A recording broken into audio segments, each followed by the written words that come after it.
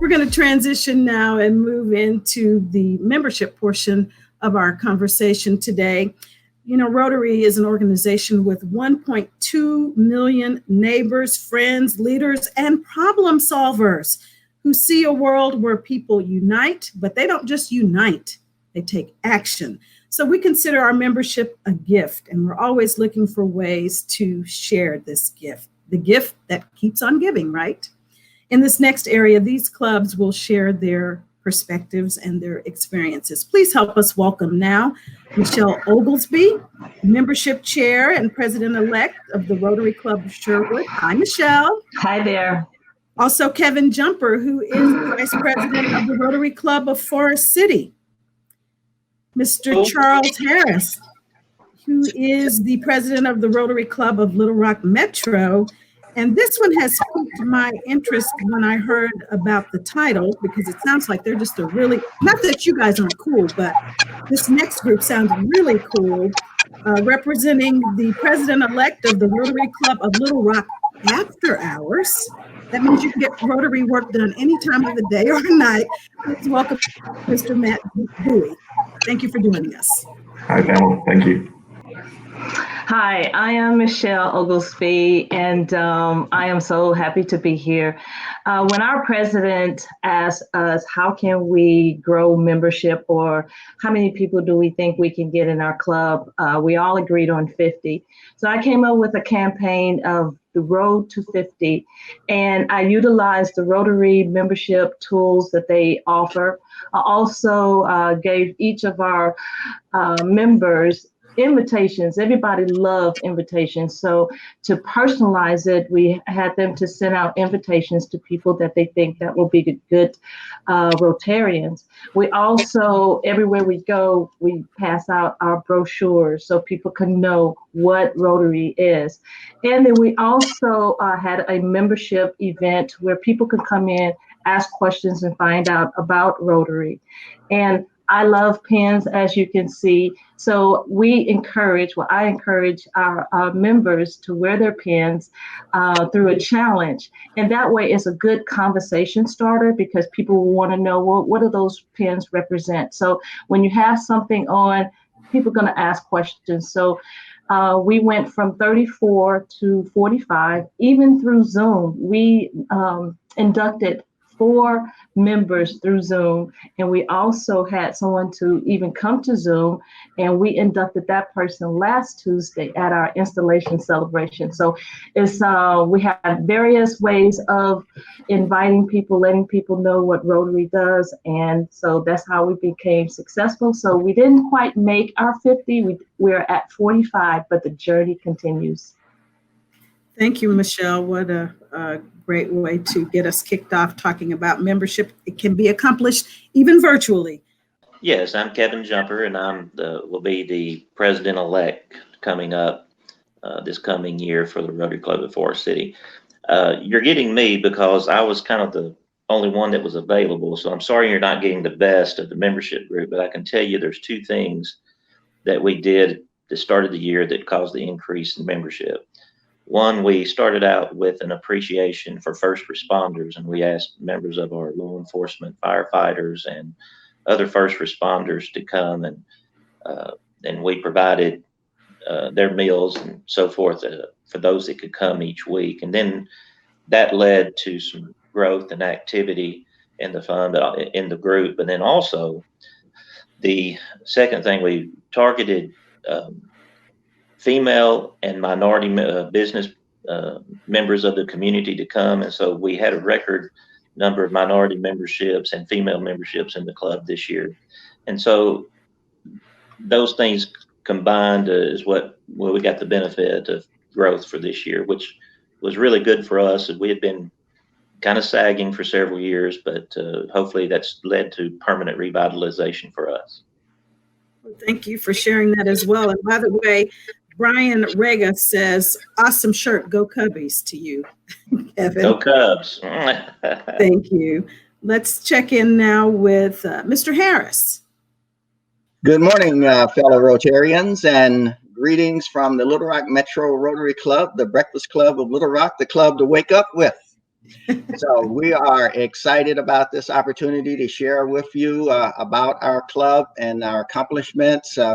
We experienced a 45% plus growth this year, and we are excited about that. That was very needed to ensure the long-term sustainability of our small group.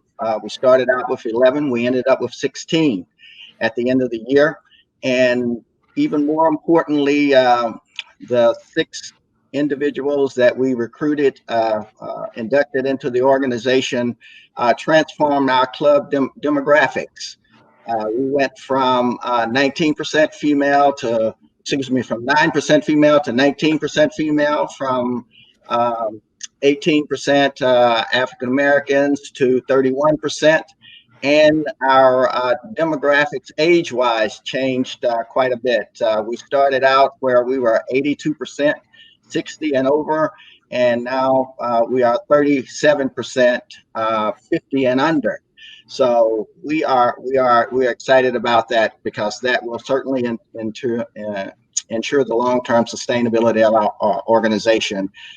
We just followed the format that was given to us in terms of assessing where we are and where we want to go, and then come up with a plan to bridge the difference.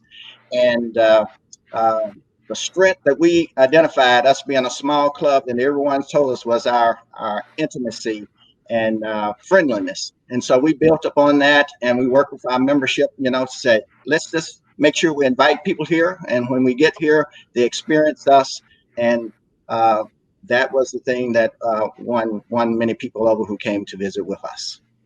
Thank you very much. It just goes to show that no matter the age, it's just cool to be a part of the Rotary Club. It's doing great work, so no matter the age, gender, or background. So thank you for sharing. We're going to have our last comments from Mr. Bowie, and then after Mr. Bowie visits with us, Patton, why don't you take it over and get the Q&A started? Thanks, Pamela. I appreciate that. If I may tag on to President Harris's, if the morning club is the club you wake up with, the after hours club, the newest club in District 6150, we're the club you can spend your evenings with. As Pamela was alluding to a moment ago, after hours it's a new concept. Rotary has talked about having flexible clubs, which is a new idea for Rotary. Traditional Rotary clubs are built around, once a week meetings, either during the lunch or morning time hours. Our club is built around having our meetings and activities after hours, as the name implies. It all got started back in March of 2019, actually well before that in the planning. Partnership with the West Little Rock Rotary Club, led by past District Governor Nancy Lenhart and past President Stephanie Shine, along with District 6150 and District Governor at the time, John Deacon. So the desire to have this flexible club actually came to fruition. So from a membership perspective, the idea really started out as the after hours concept being really a satellite club of the West Little Rock Club. So they were thinking initially, gosh, if we could get 8 members to participate in this after hours concept, that it would be a success. Well, turns out it was a really, really good idea. In just 1 year, we went from hoping to have 8 members to over 60 people who were not engaged in Rotary. So it's a great concept, flexible, after hours, non-traditional, but we've found a way to reach out to the community and really bring in new members for Rotary.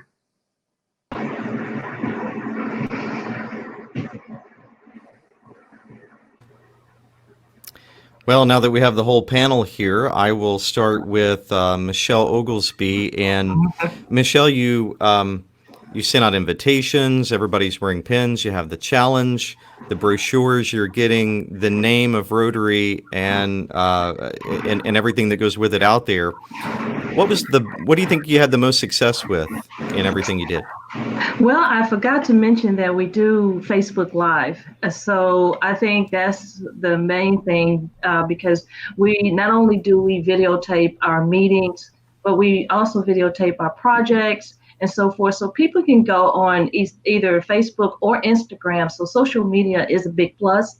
And that way they can see how much fun we're having, because I'm all about fun.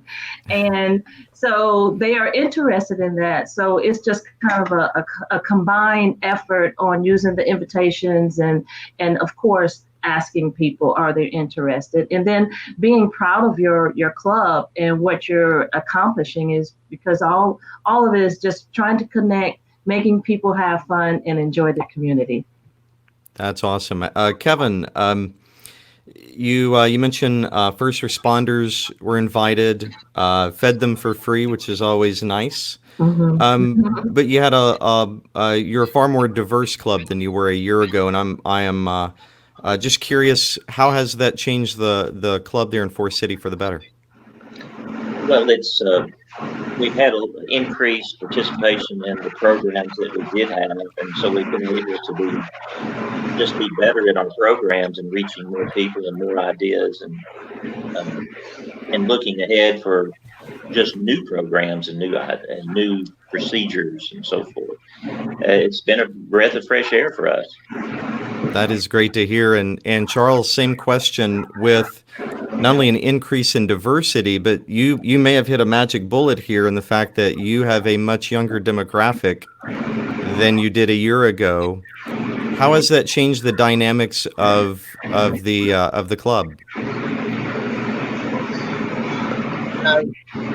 Yes, having a club that reflects more the community in which we reside and the different age groups and demographics around that has made it a much more interesting place to be.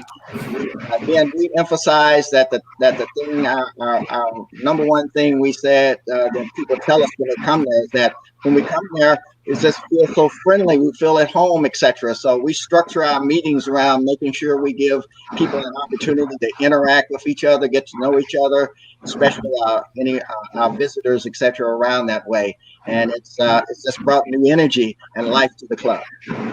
That's great to hear. And Matt, he has a younger demographic, which I would think would maybe want to go for an after hours club. What's the demographic of your club? I think you're muted. Sorry about that. There you go. Yeah, great question, Hatton. Yeah, actually, our demographic is rather young. In fact, about 56% of our membership is below the age of 50, and almost 40% is below the age of 40. So we have a very young club. We actually also have a very high percentage of females in our club as well, which we're very, very proud of. We have over 53% of our club membership is female. So that brings a tremendous, vibrant, dynamic vibe to our group, which we're very proud of. That is great. And Matt, I'll stay with you since your mic is unmuted. As we look forward for the next year and we continue to grow our Rotary clubs locally, what's the big focus moving forward for you in terms of gaining members? Yeah, great question, Hatton. The big focus for us next year is going to be to really kind of continue what we've started this year. We're a brand new club.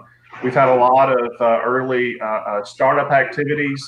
Of course, with COVID-19, that's kind of put a damper on a lot of things, but we're going to continue our online video conferencing. We're going to continue to, where possible, have service projects out and about where we can still gather members together in small groups if possible. We're going to continue to have social activities, again, where possible, where the health guidelines allow, to bring our membership together and continue to outreach into the community to reach out and bring in those people who may not have considered Rotary in a traditional sense otherwise. And I'll ask the same question of Charles. What is going to be the big focus for gaining members for you in the coming year? Well, the first thing for us is to make sure we retain the ones that we got. And so everybody has their circle of influence, and what we influence people to do is that when you come in, we make sure that we get them involved, etc., and we keep emphasizing. Talk to others. We got a jewel here that a lot of other folks need to know about that can help our community as well as help the people who join as a part of that. And we do something like we have a picture board that we post on the online. And each time we meet, we have all our members there. And every time a new member is added, we put their picture up there, and we have what our goal is, a blank spot, and we say new members on the way. So we try to keep that energy, etc., around there, and make sure our programming is something that also involves that. Mr. Harris, retention is very important, and I'm glad you brought that up. Kevin, same question for you. What is something your clubs are doing there to garner people in the coming year? Well, I hate to tell you, I'm the wrong person to ask that. I'm not on the membership committee. I'm just the one that's available.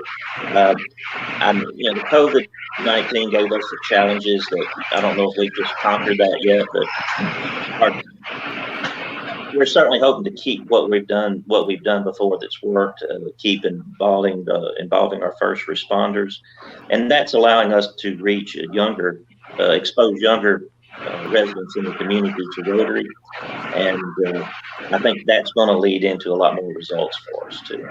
Absolutely, and they will go tell their friends they had lunch at Rotary and ask, "What is that? Who is that?" That's a great way to get folks interested in Rotary membership. And Michelle, I'll end with you in the same question. What are you going to be working on in the coming year to garner new members? Well, being more visible. And definitely involve the younger group as well, and just let people know that we are here. We are here to help, be more visible in our community, partner with the chamber, and have fun. That's what it's all about, is having fun and helping people.